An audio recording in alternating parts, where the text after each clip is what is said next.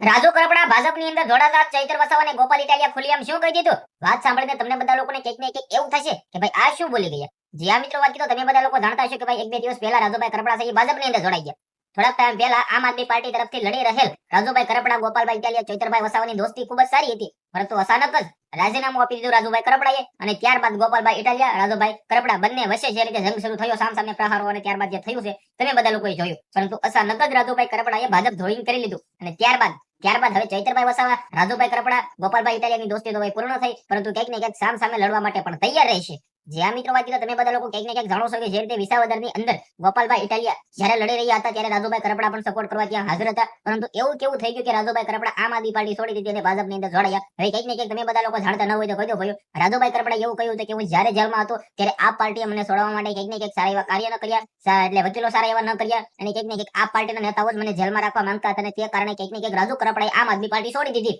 અને હવે તે ભાજપની અંદર જોડાઈ ગયા છે. હવે ભાજપની અંદર જોડાતા હર્ષ સંઘવી સાથે મુલાકાત પણ કરી લીધી અને હવે ભાઈ તેમને જેલમાં નહીં જવું પડે, કારણ કે ભાજપના નેતા તો કોઈ જેલમાં જતા નથી. જે આ મિત્રો વાત કીધો કંઈક ને કંઈક હવે બધા લોકો એવું કહી રહ્યા છે કે ભાઈ રાજુભાઈ કરપડા તમે બધા લોકો જોયું કે ભાઈ જે રીતે કચરાકાંડ જે રીતે ભાઈ આપણે વાત કરી તો જે ખેડૂત મિત્રોનું સૌથી મોટું આંદોલન હતું, હવે આંદોલનની અંદર કંઈક ને કંઈક રાજુભાઈ કરપડા જેલની અંદર ગયા હતા અને કંઈક ને કંઈક ખેડૂત માટે લડત લડી રહેલા